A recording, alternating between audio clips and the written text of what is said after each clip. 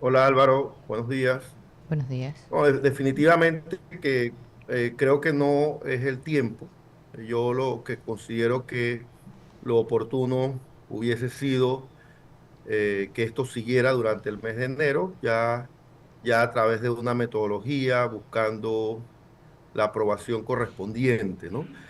Eh, Esto que te estoy manifestando pudiese suceder si al final se hiciesen algunos ajustes al proyecto de ley. Y es importante establecer que la ley 51 del 2005 establecía de manera muy clara que los sistemas de pensiones en la República de Panamá debían ser revisados cada 15 años, pues, y la siguiente revisión correspondía en el 2020. Cuando estuve como ministro de Trabajo en el 2018, logramos pedirle como un informe actuarial o un estudio actuarial a la Organización Internacional del Trabajo. Ese informe fue entregado en el 2019 y es un informe que sirvió de base para el diálogo que se convocó en el año 2021 por el presidente anterior.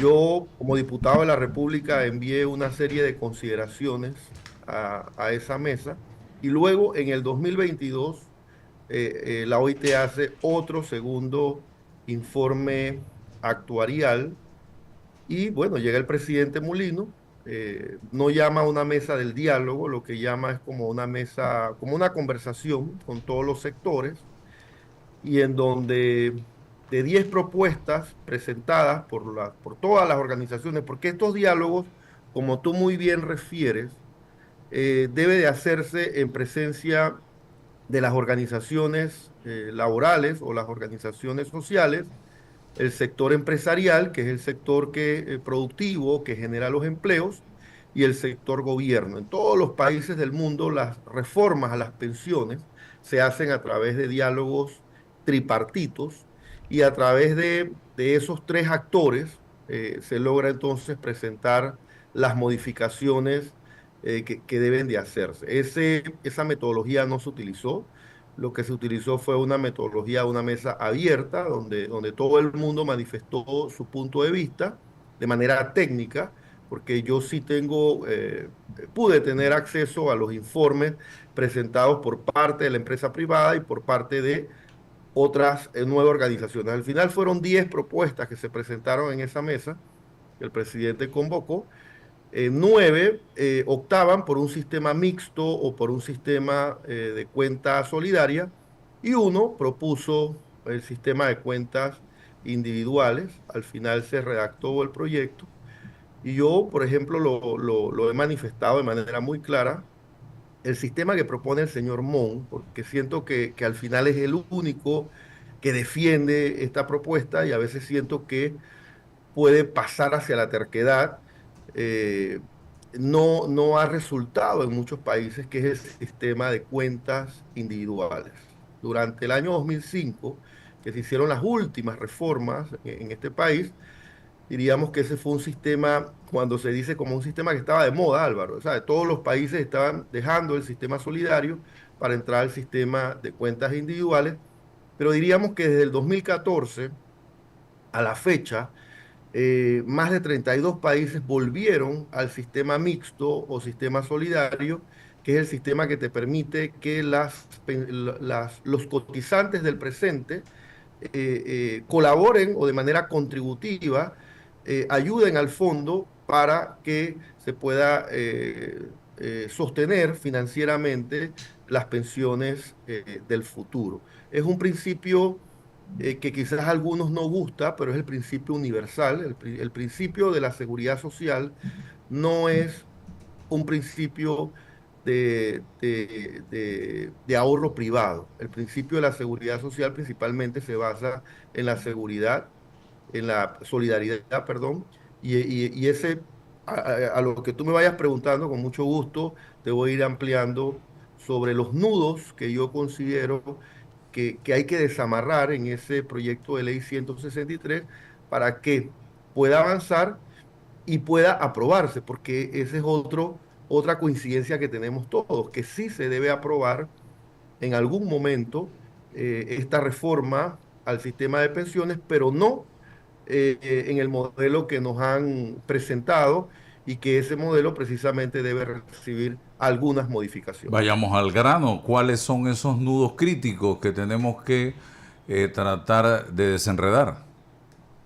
Aquí tengo un poco la batería porque tampoco es un tema, Fácil. yo lo he expuesto ya varias veces.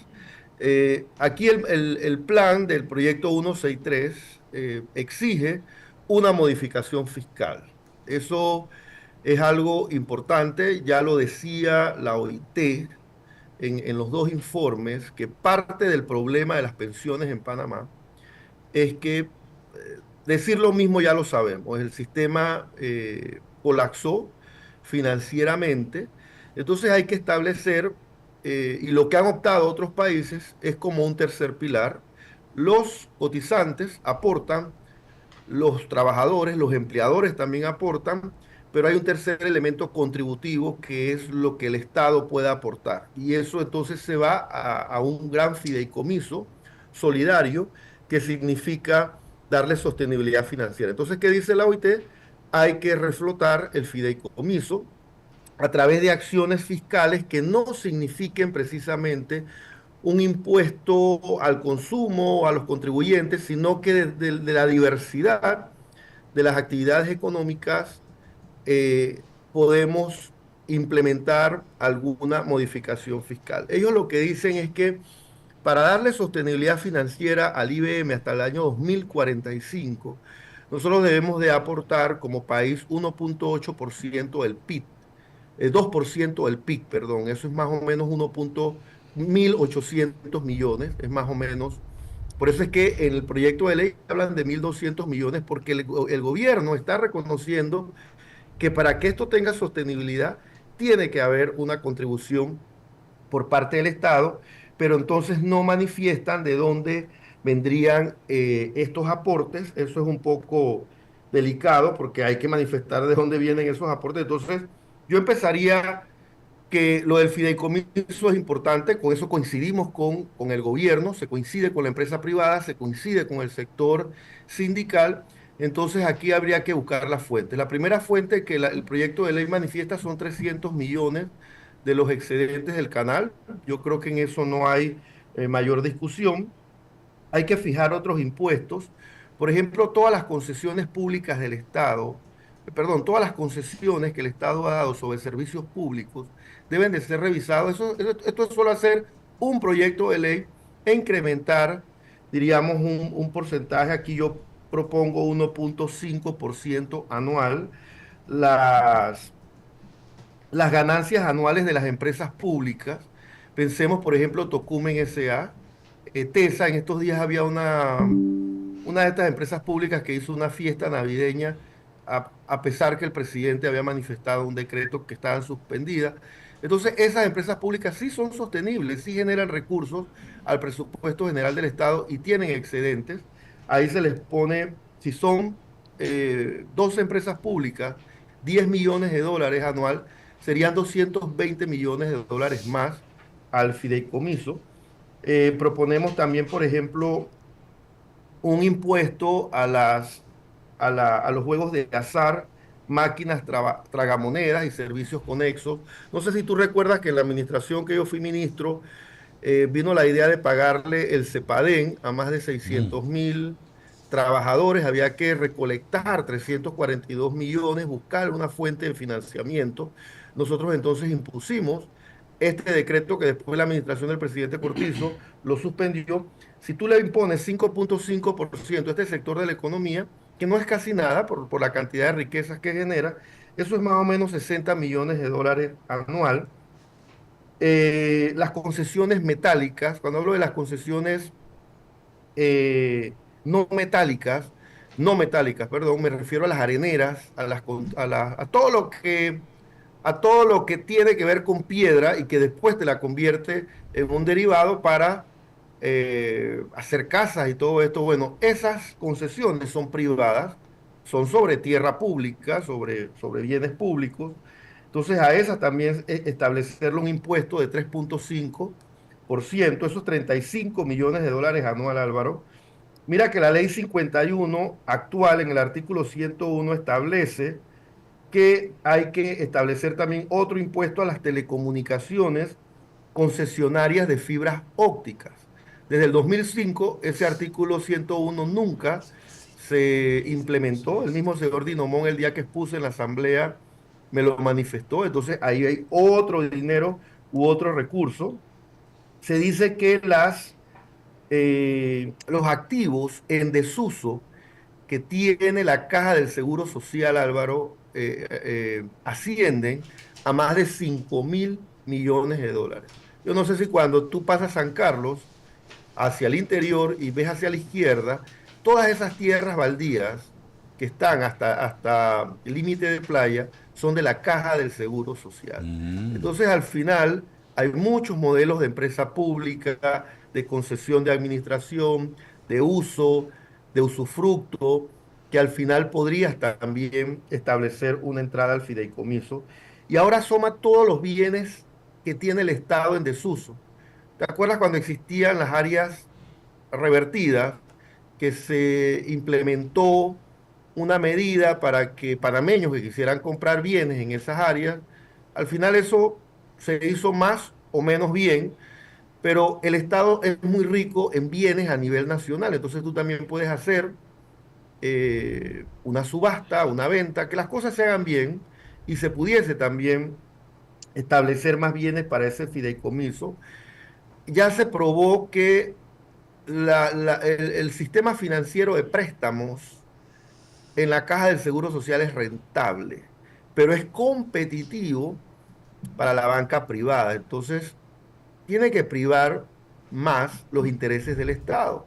Entonces, si nosotros tenemos trabajadores ya pensionados y que tienen una renta eh, permanente, entonces te imaginas que hiciésemos el gran banco solidario para los pensionados. Ya se dijo que eso, así como lo están haciendo, que no lo han desarrollado mucho esa plataforma, te genera 66 millones de dólares anuales. Entonces, ¿qué es lo que habla el informe precisamente del 2019? Que el fideicomiso de las pensiones, de todas nuestras pensiones, de los cotizantes, para ser más preciso, sí es rentable, pero tiene que administrarse de una manera más competitiva y más correcta. Yo no sé si tú sabías que las reservas, que ha sido como un secreto, pero a voces todos sabemos que hay más de 10.000 millones de dólares de nuestras cotizaciones en el Banco Nacional, reciben una tasa de rendimiento anual de 1,5%. Cuando usted hace un préstamo en cualquier banco, el banco al final, el interés es de 4,5%. Pero hace unos Entonces ahí días vemos que, el ¿cómo nos gerente van a del pedir un sacrificio? Pero hace unos días el gerente del Banco Nacional aclaró que el interés que se está pagando, se lo aclaró al propio presidente Mulino, era de 4,2, no de uno y Eso algo. no es lo que nosotros hemos investigado, no Lo solo yo, dijo Carrizo. muchos, muchos economistas, que nos los pruebe a través, porque mire, hemos pedido los estados financieros. Yo quisiera saber cuánto con exactitud tiene la reserva definida, diríamos la reserva de beneficio definido, y cuánto tiene la reserva del sistema mixto o el que salió en el 2005, el nuevo sistema, pues son dos sistemas, y al final ese es el secreto, pero cuando haces el estudio, la investigación, coincidimos, porque esos estados financieros de manera amplia no se han entregado. Y sí, eh, cuando tú pones un recurso, por ejemplo, si tú tienes 1.000 millones de dólares a 1,5%, entonces más o menos son 105 millones de dólares. Pero si lo pones, perdón, sí, 105 millones de dólares. Pero si lo pones a un 4,5%, vas a tener un rendimiento de 450 millones de dólares anual. Cambia la cifra drásticamente. Entonces, ¿qué es lo que hemos planteado? Que en ese proyecto de ley y con propuesta escrita, se debe de determinar que ese fideicomiso tiene que recibir un mejor rendimiento financiero y ahí viene el primer nudo. Yo pienso que ese nudo hay que desatarlo, escribirlo y poner el interés del Estado de primero frente a un interés privado. Al final podemos tener toda la empatía del mundo con el Banco Nacional, pero esa es nuestra plata. Nosotros somos los mandantes, todos los cotizantes, y el sistema de seguridad social debe determinar en la ley de manera escrita. Busca la ley la ley 51 del 2005, Álvaro, y no vas a encontrar por ningún lado que la tasa anual de rendimiento de nuestras reservas era de tanto. Así es que si el director Carrizo ha dicho que ahora es a 4.5, bueno, será ahora, pero eso nunca estuvo en la ley y eso es parte de lo que se cuestionaba en el informe de la OIT, en el del 2019 y en el del 2022, que las tasas de rendimiento de los fondos de reserva eran muy bajos. Entonces ahí viene la primera modificación con un tema financiero de rendimiento y una reforma fiscal. Sí hay de dónde sacar recursos. El Estado panameño es rico y cuando no puede administrar, da mucho de esos recursos en concesiones. Yo no estamos hablando de poner un impuesto de 10% ni de 15%. Si a todas esas concesiones, si a todos esos, eh, diríamos, beneficios públicos que los transfieres a beneficios privados, que es derecho administrativo puro, sencillamente le impones una carga impositiva de 1.5%, de 3%, al final eso se convierte en millones, que es lo que han hecho muchos países donde el nivel contributivo del Estado a las pensiones ha ido ampliando. Bien. Otro elemento, Ajá. otro nudo, sí, perdón. Sí, el otro nudo. Ajá, el segundo nudo es que la ley 51 te establece claramente, Álvaro, que tú cuando te jubilas con tus mejores salarios, haces el promedio de tus 10 mejores salarios y tú nunca te vas a jubilar, según la ley 51, con el 100% de tu salario. Eso es universal, eso no es que en Panamá fue que es el único país del mundo donde nadie se jubila con el 100% de su salario. Te jubilas con el 60%. Es decir, una persona que gana $1.000, con los descuentos que se les hace, si tú divides eso, sería $400, más o menos con un interés contributivo, perdón, $600. Entonces, cuando vienen unos descuentos, la persona termina jubilándose como con 453 o 447, si tiene un salario de $1.000. Los que me escuchan dirán, eso no es justo, yo me quiero jubilar con el 100%. Bueno, yo le estoy informando con docencia lo que dice la ley 51 del 2005, usted se jubila con el 60%. Aquellos que han ganado más de $2.500, entonces esas personas no se van a jubilar ni con los 4.000, ni con los 5.000, ni con los 6.000. En la, diríamos, en la trazabilidad, esos son los menos. El 65% de la población está de 1.500 hacia abajo. Entonces, aquellas personas que ganan un salario arriba de 2.500, sencillamente se les hace una mediana, y si en su promedio alcanza estar arriba de los 2.500, entonces esa persona se jubila con sus 2.500 y ahí empieza entonces toda una escalera que al final, en conclusión, terminas pensionándote con el 60% de tus mejores salarios. Esa tabla de cálculo, Álvaro, desaparece en el proyecto de ley 163. Eso es lo que llamamos como tasa de reemplazo. Cuando usted escuche de que cuál es mi tasa de reemplazo, es tu salario o es el monto de tu pensión. Eso es lo que definimos como tasa de reemplazo. Eso desaparece de la nueva ley. Tú, que me estás oyendo, no tendrías tasa de reemplazo. Tú sencillamente, y si me estás escuchando, te jubilarías con lo que tú ahorras. Entonces, si tú tienes una calculadora a mano, Álvaro, me ayudas porque tengo tantos papeles acá me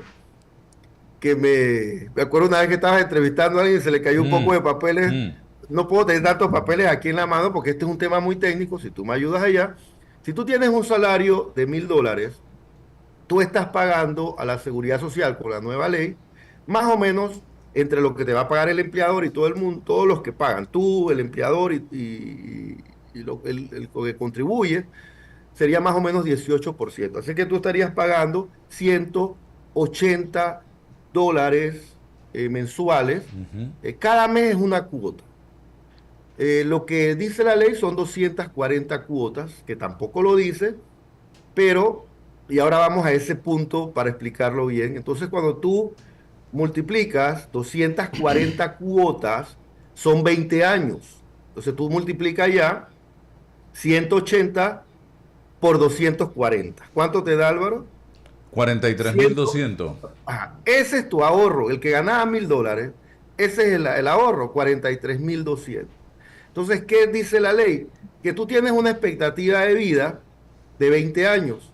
Entonces, si tú eres el hombre que asumió esta jubilación, que te la aumentó a 65 años, pero tú solamente trabajaste 20 años, es decir, que lo que tú lograste ahorrar es la cifra, ¿cuánto es la cifra? ¿40 y qué? 43.200. 43.200. Ahora lo vas a dividir entre 20. Divídelo entre 20. Entre 20. Wow, espérate. 2160. 2.160 y ahora lo divides entre 2. Entre 12. 12 te va a 180. dar 140 y algo. 180. Bueno, esa sería la jubilación de una persona que gana $1.000 y multiplícalo por 7% porque ellos dicen que las pensiones tendrían una rentabilidad del 7%. Ponle el 7% más. 126. No, lo que te dio, ponle un 7% a favor de eso. 180. Le sumaría 7% más. Por 1.0. Eso te puede dar como 192.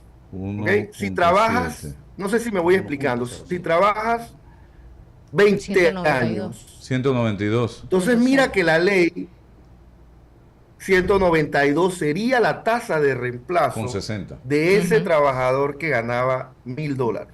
¿Te das cuenta que teníamos una tasa de reemplazo del 60%? La eliminan y dicen que el sistema de cuentas individuales es lo que tú ahorres más el 7%.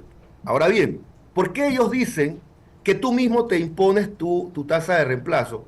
Porque ellos no te están poniendo en la ley. Por ningún lado dice, usted se jubilará con 240 cuotas. Eso es lo mínimo. Pero ellos entonces te están aumentando la edad de la jubilación para que tú contribuyas más. Ahora ponte a ver una persona que empieza a trabajar a los 20 años, que son los menos. Yo me conozco muy bien estas tablas. A mí no me pueden refutar y decirme que el que trabaja a los 20 años y llega a los 20, 30, 40, 50, 60, si trabaja de corrido desde los 20 años hasta los 60 años, entonces ese sí puede acumular 480 cuotas, es decir, 40 años de vida activa, laboral, trabajando de manera formal y aportando a la seguridad social. Entonces, esa misma fórmula que tú aplicaste, la puedes multiplicar 180 por 40, te va a dar, ahí sí te va a llegar a los 400 y algo, y le pones el 7%, y quizás entonces ese que trabajó 40 años de manera formal, sí va a alcanzar una renta de reemplazo más o menos a la que nos describe la ley 51 del 2005. Ujú. Entonces, eso es un tema muy delicado en la ley. Yo se lo he tratado de decir a varios técnicos del gobierno, porque yo creo que como panameño mi responsabilidad es explicar que al final todos queremos que existan estas modificaciones, pero eso que está diciendo el señor Mon, mira, que él no se ha parado en una televisión a decirnos cuánto es la tasa de reemplazo. Él no lo ha podido hacer, porque donde lo haga, y ahí en el artículo 170, creo, del nuevo proyecto, aparece la tabla, pero no te establece usted que trabajó, usted que llegó a las 240 cuotas como mínimo, usted entonces tiene derecho a una tasa de reemplazo mínima de 60%. Ah, pero si usted trabaja más, entonces puede subir a 65, 70% tasa de reemplazo. Eso no lo dice por ningún lado. Entonces, dentro de los principios fundamentales, porque aquí viene otro problema. Nosotros hemos suscrito eh, la seguridad social sobre el derecho laboral. Aquí entra la Corte y entra el sistema judicial nuestro. Como país, nosotros somos parte de 8 convenios de la OIT. 8 convenios que tienen que ver, yo te los refiero rápidamente. Por ejemplo, el 118 es la igualdad del trato. El 121 sobre las prestaciones en caso de accidentes de trabajo y enfermedades profesionales. Ahí está un programa, eso no lo inventó. Aquí hay un programa que dice la OIT que se llama Riesgos Profesionales. Ese programa lo tenemos. Nosotros estamos adscritos a 9 convenios, para ser rápido, Álvaro, 9 convenios de la OIT y 8 recomendaciones. Entonces, este proyecto de ley está redactado al margen de los derechos internacionales, porque las pensiones no son un regalo, las pensiones son un derecho. Sí. Entonces, el país desarrolla políticas públicas para la infancia, el país desarrolla políticas públicas para los jóvenes, por eso existen las universidades públicas. El Estado jamás podrá que la educación de las universidades privadas, el Estado tiene que satisfacer, por eso digan que las universidades tienen recursos. Bueno, es que es parte de las políticas públicas contributivas que tiene el Estado con la juventud. Luis Ernesto, Entonces ahora tiene permíteme, la gente que tiene más de 60 años, pues. permíteme El Estado que tiene que desarrollar políticas públicas para las personas que llegan a un estado de vejez, pues, o a un estado de poder tener el derecho a una pensión. permíteme que intervenga el ingeniero Blandón, que ya el tiempo se nos acabó. Son las 7:41 y tengo otra entrevista. Ingeniero. Buenos días, Carles. ¿Cómo está, ingeniero? Un placer tenerlo con nosotros en la mañana de hoy. He escuchado con mucho detenimiento su planteamiento. La primera cosa que debiera decirle a nuestra audiencia y a usted es que toda la documentación que usted necesite para los análisis de la tasa de retorno de los depósitos del sistema de invalidez de muerte en el Banco Nacional o en las empresas que se determinan con grado de inversión que tenga, están en la red. Todo, los gastos, el financiamiento, todo esto está, yo lo tengo aquí conmigo, está en la red, disponible desde hace varias semanas. Es la primera cosa que le quiero decir. La segunda cosa que le quiero decir es que la tasa de rentabilidad de estos activos depositados en el Banco Nacional es de 4.2%. Pero quería compartir con usted para ver qué piensa de ello. El actual sistema de pensiones creado en la Ley 51, producto de las luchas sociales que se dieron en ese momento y después de cambiar la ley cuando ya había sido aprobada, este es un sistema excesivamente de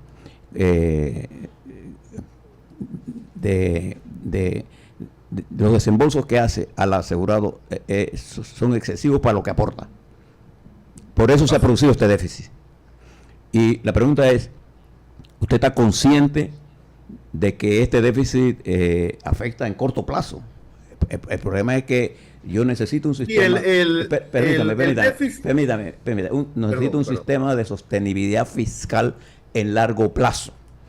Y las medidas que usted sugiere, algunas de ellas, son medidas que salen de un momento, pero en el momento en que yo comienzo a poner impuestos en algo, lo que va a pasar con esos ingresos es que van a desaparecer. Entonces yo tengo que tener, por eso las corridas se hacen con probabilidades, con análisis matemáticos y mucho más detallados. ¿Usted está consciente de eso y de la necesidad de que la Ley 51 sea cambiada para poder mejorar las condiciones del país con respecto a tener mejor capacidad de poder conseguir inversiones para infraestructura por parte del gobierno y atraer inversiones a Panamá que no se van a lograr a través de regímenes impositivos? Para cerrar, señor Carles. Sí, definitivamente que el sistema de beneficio definido, por ser un sistema cerrado, tiene una debilidad financiera enorme, un déficit que está quebrado, pero el otro sistema es el que le da sostenibilidad.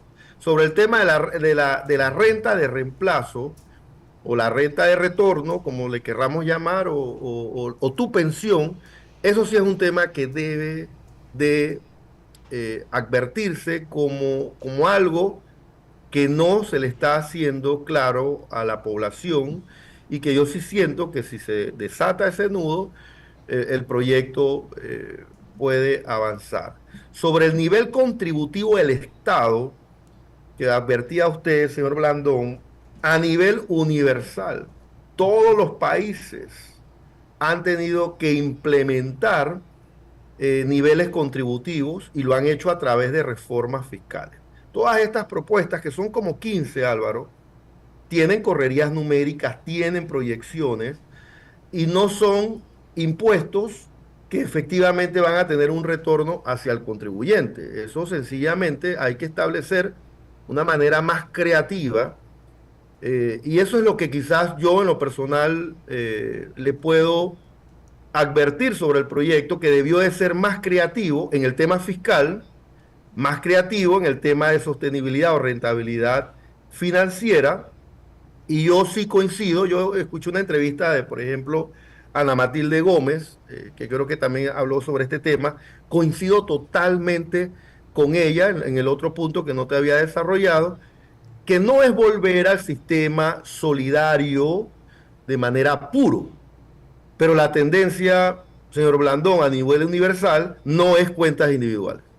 La tendencia es un sistema mixto, donde el que contribuye hoy o el que cotiza hoy ayuda o complementa a las pensiones para que el carácter contributivo no sea únicamente el Estado. Entonces ahí viene un poco el orgullo técnico. Yo no estoy diciendo que el señor Mon no presentó bien las corridas, pero ahí donde viene también los egos. No puede ser que él es el único que tiene la salida o la verdad absoluta, si el mundo entero, la población universal. Yo te podría detallar todos los países que han vuelto, no al sistema, Chile, por ejemplo. Bien. Chile no es que ha vuelto al sistema solidario puro, pero Chile fue uno de los primeros países que implementó el modelo de sistema de cuentas individuales y retornó. Está y lo mantiene. Un estudio de CEPAL encrucijada en el sistema de pensiones en América Latina. El que me está escuchando puede buscarlo. El se Chile dará mantiene cuenta su que estado, todos los su países pensiones han individuales. vuelto a un sistema, han dejado el sistema de cuentas individuales puro por un sistema mixto. Okay. Y ahí es donde el modelo que está proponiendo este señor es un modelo prácticamente de un modelo de pensiones privadas. Mire, Álvaro, que yo no me he metido en el tema administrativo, en el tema de servicios, porque creo que ahí sí se están aportando elementos novedosos, elementos interesantes. Yo siempre he dicho que la renovación de la Caja del Seguro Social en la prestación de servicios no depende tanto de que tengamos un instrumento jurídico, sino más bien es un tema de gerencia. Eso también lo advirtió la OIT en el estudio que presentó en el 2019 y el 2022, que la gerencia, el sistema de junta directiva, todos esos procesos, al final la provisión de servicios en salud mejorarían si hubiese una mejor gerencia pública en esa institución. No sé si con eso respondo las preguntas que me hacía el señor Blandón. Bueno, gracias a Gracias por la invitación a ustedes. Hasta pronto, seguimos en contacto. Saludos. Bien, luego. Centro Comercial Los Pueblos Tocumen, donde es más barato comprar y en el metro más fácil llegar, presenta la buena noticia del día, señora.